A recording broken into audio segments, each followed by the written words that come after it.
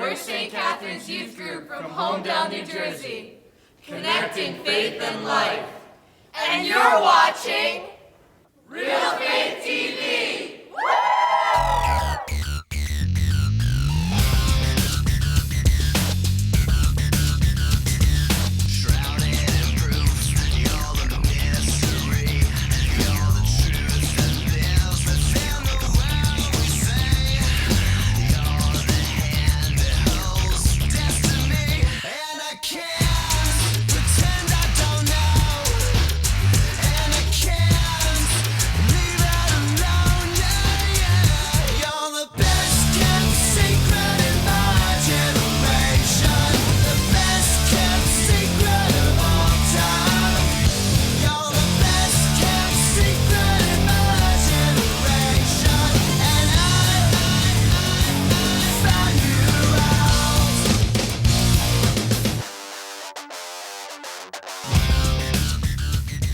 My cousin Sophia was diagnosed with leukemia at the age of 4, so it was a very rough experience for her, especially at that young age. On multiple occasions in my athletic career, I had to undergo multiple concussions, and they provided major setbacks in my season on each occasion. So my grandma was really sick with cancer, and she literally almost died, but through the power of prayer, we all believe through the power of prayer, she made it through. Being a teenager, sometimes you really want everything to come quickly, and having patience can be really difficult. Patience is key because if you try and rush yourself, it's only going to lead to more problems. I definitely think my faith helps me to persevere because whenever the going gets tough or anything seems to be going against my favor, I know that if I ask God for help and for guidance, He'll be able to be there for me to carry me through the toughest parts of my life. Life can be pretty hard sometimes, so in order to feel that I'm not alone and that someone is there watching out for me, I pray to God, and I really connect with my faith in order to feel that I am watched over and that I am loved and that someone knows what I'm going through. During tough times in school, I pray to God because I persevere and helps me get through the school year. And I think Jesus is a perfect role model for this because of the way He carried His cross and the way He died for us when people were mocking Him and scorning Him, and the things He had to go through. The whole time He just looked to God for help, and God was able to guide Him through this. Any adversity that we are faced with, we can only overcome, we can only persevere through His grace. My favorite Bible verse is actually Philippians 4:13. I can do all things through God who strengthens me, because I know no matter what I'm going through or what hardships I might face, He'll be there for me and He'll be able to carry me through the toughest parts of my life. It definitely, through this experience, I became closer to God because I learned that from praying to God and from watching people like my grandmother overcome things like this, we truly learn that God is with us and is watching over us, and that gives us all hope in a way, and that makes you stronger in your faith, and that certainly made me stronger in my faith. Major life setbacks, whether it be illness, the death of someone close to us, financial hardship, or even a bad breakup, can leave us feeling overwhelmed. Sometimes we can feel like giving up because the work to recover is so difficult. It takes a lot of support and faith to not give up and to keep pressing on, regardless of whatever's taking us down. How do we persevere, survive, and rebound from the stressful events we face in our lives? Rebounding, surviving and persevering. That's what we'll be talking about today. Hi everyone, my name is Alec. And I'm Faith. And this is Real Faith TV. We'd like to thank St. Catharine's Church Youth Group in Holmdel, New Jersey for helping us open our show today. And for sharing experiences where they or someone they were close to endured a difficult setback. We'll hear more from them as a part of our wild card segments throughout the show. But first, let's meet our spotlight guest, Timmy McDonnell. Timmy, a parishioner of St. Catharine's Church in Holmdel, was an excellent student and an outstanding athlete. He was attending Rutgers University when, in the early hours of October 4th, 2014, his life would forever be changed.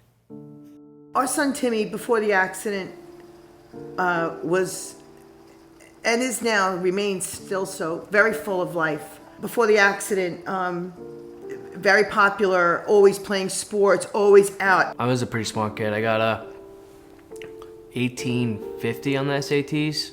I traveled the whole entire East Coast playing basketball. I went out to Las Vegas, playing a tournament out there. I played travel baseball from 3rd to 6th grade. I played goalie for the Holmdel Stallions for 2 seasons. When I had first gone to Rutgers, I was gonna work on Wall Street just like my father did.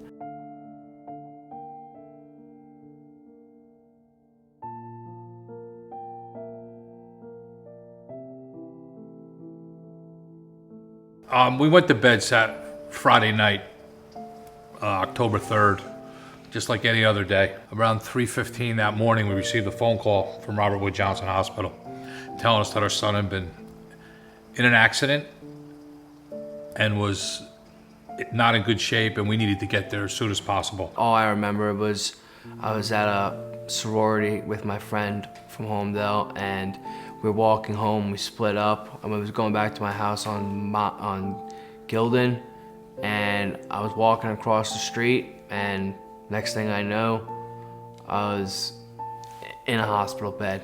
A guy had come down Easton Avenue, wasn't paying attention. He was speeding. Timmy was in a intersection, in a walkway, and the guy hit him. We got there about 3:45, just pulled into the emergency area. When we walked out of the car, there was about 20 of Timmy's friends there. That was our first, Inkling that instinct. something was very wrong. We came in, right? And his hair and his blood were all over the floor. And you could see how enormous his head was. The prognosis was not good.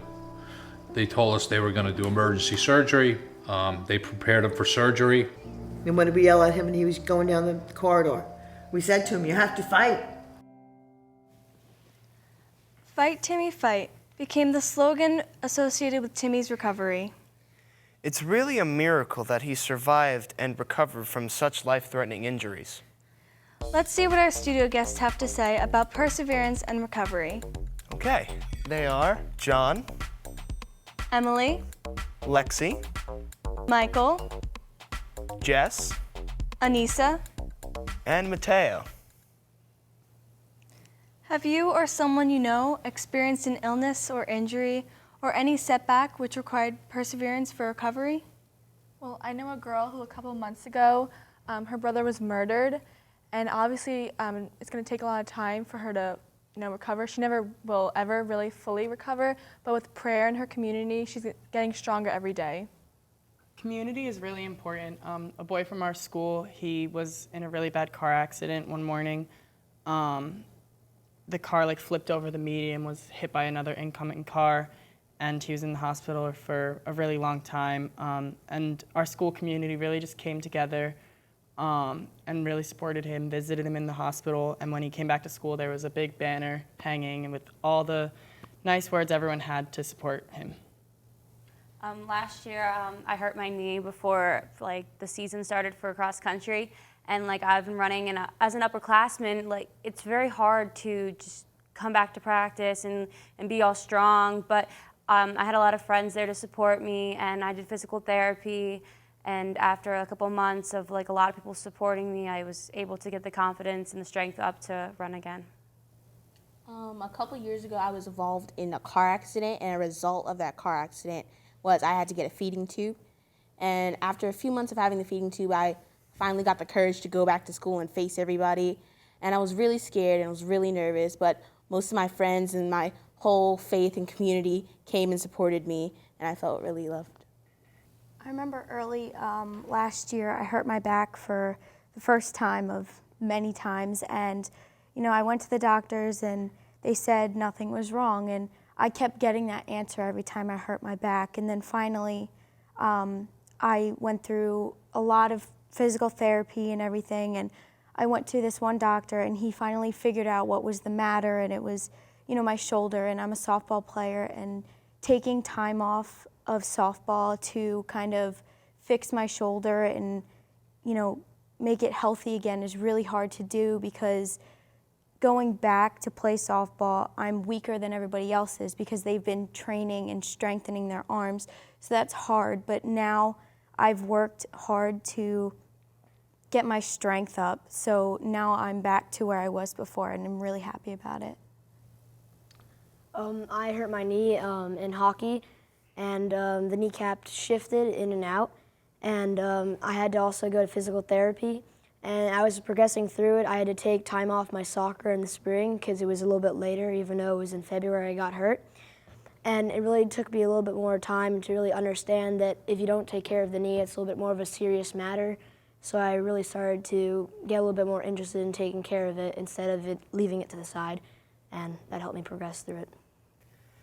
Picking up with Timmy's story, on the day of the accident, he was barely clinging on to life. His doctors operated on his brain, but they couldn't stop the bleeding. There was too much pressure on his brain. His only hope was to undergo a risky procedure. Timmy's dad tells us more about the decisions they had to make on Timmy's behalf in the hopes of saving his life. There's one more procedure we could try. We don't like to do it because what they were going to do was put a bolt in his head on the good side of his head. And we said, do what you have to do. I mean, there's no downside at this point. By midnight that night, the pressure had started to come down. Even though his brain pressure had come down, they weren't sure if his brainstem had been ruptured. When your brainstem is ruptured, you can't breathe on your own. The next Wednesday, they took him in for the MRI around noon. About 7:30 that night, they told us that the brainstem was not ruptured. It was intact, yeah. That was really the turning point. We had almost anywhere from 100 to 200 people there on a daily basis. But when he came out with the MRI news, it was like Rutgers had scored a touchdown. The place the hospital shook. Nuts. The kids were screaming. If it wasn't for that outpouring, he would have never survived. Because those first 9 days, we didn't know if he was going to live or die. I was in a coma for 24 and a half days or something, and when I woke up from my coma, all I can remember was that I just was trying to go home. I didn't know who my parents were, who my little brother was. I didn't know where I was, what had happened. I was kind of like, my whole brain and my whole body was just kind of just in a fog. I was paralyzed on the entire right side of my body. Couldn't move my right arm. I was on a ventilator and I had a feeding tube. First memory I had after the accident,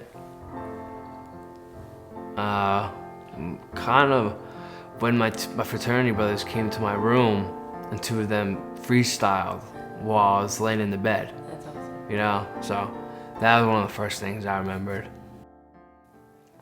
Timmy was surrounded by friends and family to help him get through his recovery. They did whatever they could think of to let him know that they were with him. Timmy shared that his first memory he had with his friends freestyling for him. Nice. Great way to show that support and love can be creative and fun, and that the greatest gift we can give to others who are hurting is to be present for them. Even when Jesus was facing difficulties, he reached out to his friends. Knowing he was facing his ultimate death on the cross, Jesus asked Peter and James to come and pray with him in the garden. In fact, in addition to his parish community of St. Catharine, Timmy had many different church communities of different faiths praying for his survival and recovery. Next, Timmy talks about his period of recovery and healing. And how his parents provided strong examples of hope that enabled him to push forward. As part of my recovery, I had to go to Kessler for rehab classes. My family's done a great job with sticking by my side through my recovery, driving me to and from Kessler, staying in Kessler. When we first got to Kessler, even after he had come out of the coma, they had to teach him how to brush his teeth, how to swallow. He had been paralyzed. They had to teach him how to walk, breathe, all that. And one of the first 2 weeks we were there, they said to us, in a year from now, if he can brush his teeth on his own and feed himself on his own, you'll be doing really well. So on January 7th, my friends threw me a surprise birthday party while I was in Kessler. And I had about 30 to 40 of them come up to celebrate with me. And I surprised them when I had finally stood up when no one else thought I could stand up. And I feel like that was a big moment in my recovery period, was proving all my friends and even my parents that were so surprised that I could even stand up, that I was gonna make it. On January 15th, which was 88 days after we got to Kessler, he walked out. A lot of the things that have happened in my past with my dad, what happened on 9/11, him surviving 9/11, having a handful of my good friends' fathers passing away in that, and my father also getting cancer and healing, staying strong and finally recovered from it. That gives me a lot of hope, as well as my mom, who's always by my side day in and day out. What has helped you recover and persevere during a difficulty that you faced? For me, it was having my friends and my family around me constantly, pushing me on and, picking me back up when all I thought I can go was down. Well, for me, it's a lot of prayer, faith, and hope, and the belief primarily that God will never leave us and that everything does happen for a reason. Similar to what Anissa said, I think the people around you are always a great resource to push on. In my school community, one of my classmates took his life this year, and it was a really hard time for all of us. And what really got us through it was, telling people how important they are to you and making sure everyone knows that they are loved, because that really can help people. I can also agree, because friends and community and everyone coming together to help support someone, it helps with confidence, and it just makes people feel better, and you can do the impossible once you have that much power behind you and all these people supporting you. Yeah, for me as well. Lots of the time when you're down, a friend's going to be there to help you up. So that's what I feel is one of the best things. As we already mentioned, Timmy had the amazing blessings of his parish and other faith communities rallying around him with prayers and support. Our first wildcard guest is Mike, who will talk about how St. Catherine's pulled their prayers together for Timmy. Here at St. Catherine's, we prayed for him in Mass. We said the rosary a few times for him. I know in my school, his brother had spread some awareness about him, and at some football games, we had shirts that said "Fight, Timmy, Fight." There were a bunch of TM stickers running around for him. So through our prayers, I believe the grace of God helped put the family at ease and Timmy by allowing him to grow strong again, and today he's happy and healthy. Not all prayers are answered the way that we hope for. But that doesn't mean we shouldn't pray or continue to hope for a full recovery. In the Gospel of Mark, chapter 14, Jesus says in one breath, "Abba, Father, all things are possible to you." So we know that all things are possible with God. In fact, our second wildcard guest today, Mike, recounts a story about his aunt who, although she died of cancer, her perseverance through the struggle inspired others and strengthened their faith. My experience is about my Aunt Nicole, who was diagnosed with breast cancer. Her perseverance was something that was truly remarkable and something that really gave our family a lot of hope. About 2 years ago, it took her life. Jesus gave her the strength to go through it for so long, and that faith is still keeping our family through it today. How has your faith or prayer helped you persevere? Faith is just a huge part in that belief that there is a reason for everything and that God will never leave our side, and we just have to put our trust in believing that He's going to be there for us. And my mom, she always says that God always has a plan for us. So when I don't get that thing that I want so bad, I have to think oh, well, God has something planned for me in the future. So I have to look forward to that. And He never gives you a cross that's too big for you to carry. even when we are suffering, God's love is available to us. He never stops pouring out His love. Though it might seem that He is far away when we are in pain, indeed He is very near. He wants to pour out His grace so that we can bear these trials in Him and not apart from Him. However, He won't force Himself on us. He lets us choose through the gift of free will. Next, Timmy's parents describe the emotional climate in seeking justice for the perpetrator of their son's injury, And how the example of Timmy's uncle helped him find healing and forgiveness. After they arrested the guy, they charged him with aggravated assault, assault by auto, driving under the influence. We had some decisions to make as a family. And as mad as I was and upset as we were, we found out that the gentleman had served 2 tours in Iraq. I have 2 nephews in harm's way right now. One's a Marine and one's an Army captain. We all took that into consideration. He served our country. we just felt that if he learned a lesson, at that point we had thought one life had already been ruined. It wasn't going to make Timmy any better. No.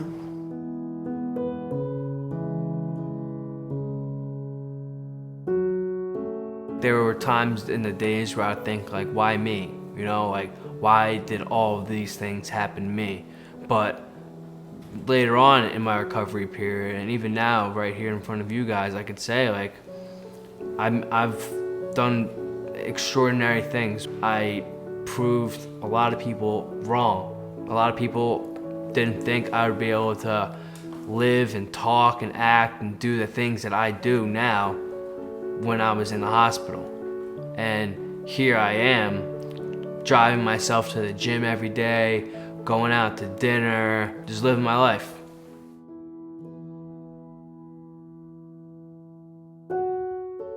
My uncle used to be a New York City police officer, and he's one of my heroes. He was chasing a man who was 16 years old, and the guy turned around and shot him 3 times. And he's been paralyzed in a wheelchair from the neck down for 30 years coming this July. My Uncle Stephen forgave that man who shot him, and just as my process has gone on, the guy who hit me with his car, I forgive him. Because I have a positive outlook on life, and I don't want to hold any grudges against anybody I don't even know, let alone I do know. It's really cool that Timmy and his family can find peace with respect to the person who hit him and not seek vengeance. It takes a lot of strength and faith to do this. It has taken our third wildcard guest, Mark, a lot of strength and faith to get through life with a disability. Mark has had a lifelong struggle with disability, but he shares how he was able to turn to Jesus and support of a friend to help him persevere in his everyday life. I was born with a disability, and it was hard growing up with not a lot of friends and multiple orthopedic surgeries. And really my faith with Jesus has helped me to get through it, that I know that he went through all that pain and suffering to help me to realize that I can turn to him when I need spiritual support. And I really had seen this through my friend who I've known since first grade, and she really helps me to feel that I belong and that I matter, and that God's there through her, and it just helps me to persevere and strive through my daily struggles. Regardless of the struggle or the cause of it, we must find ways to persevere and rebound like Mark and Timmy. Finally, Timmy speaks to us about the importance of perseverance in the face of life-altering events. And offers advice when rebounding from a serious injury. My parents being in the hospital was really what helped me persevere through healing that injury of mine and continue to heal and eventually be the person I am today. By 2017, October 4th, 2017, I'll be 99% fully healed, or as much as healing is gonna go for me. I've already improved so much from not being able to do the things I do now. So I feel like the sky's the limit. Now I'm taking 2 classes at Brookdale. I'm also started shadowing a gym teacher. My hopes and dreams are to get a good education and graduate with a diploma and eventually become a 1st, 2nd, or 3rd grade teacher. My advice is that to anybody who is recovering the same way I did, to stay strong and think positively about your future. When I go to St. Catharine's, I've had conversations with God every time I go up to the altar, receive the communion, and just pray to God and have a one-on-one conversation with God and Jesus Christ. I say to Jesus Christ and God that I hope by the time I'm 30 years old, give or take, I'll be married, have a job, have a wife. You know, through Mark and Timmy, I can really see that God has given us so many tools to be resilient. You know, Timmy says that his family, his friends have really helped him, and even being able to forgive the person who's wronged him has really helped him on the road to recovery. And I just think that's awesome how, God wants to help us. There are so many ways and so many things that we can do with the help of the people we love and our family and our community, that we can be resilient and we can bounce back. Personally, I find it really cool how Timmy was able to forgive the guy that had caused all of this, and I really think it was a miracle almost to say that he was able to find it in himself to forgive that man. It's a little bit tough in life when things don't go your way, but if you use perseverance, like I said before, it'll help you through anything you have to face. And I also think it's amazing that Timmy, his doctor said there's not a great chance of him living, but now he's going to get an education and he wants to start a family soon. Through prayer and support, you can make it. Overcome. Yeah. And they both showed us that not everything happens right away. You have to have patience and you have to have faith that it's going to work out later. When we are recovering from an injury or illness, we need to look for people that we can be honest with about how you are feeling and doing. Keeping our frustration and pain to ourselves can only point us inward and towards despair. Without being a complainer, it is good to let others in so they can pray with us and for us during this difficult time, so they'll know how we might need them to walk with us. Offer your suffering up to God. Ask Him who you can pray for during this time. How can your discomfort be used for someone else's good? How can we grow in patience during our time of recovery? We'd love to hear from you. Contact us at realfaithtv.com. Or send us a tweet. And we'll leave you with this final thought. Remember that whatever we face, we must not despair. Because despair is the opposite of hope and trust. Blessed Sepulchre, who served as the confessor and spiritual director of St. Maria Faustina, reflected on the causes of outright despair in his book, God is Mercy. He wrote, "If we search for the very first, deepest cause of despair, we always find a lack of trust in the mercy of God." So we must hold fast to our trust in the mercy of God to help us persevere through even the most difficult times in our lives. And have faith in the end that His will be done, and whatever that will is, we will get through. Thanks for watching. We'll see you next time on Real Faith TV. God bless.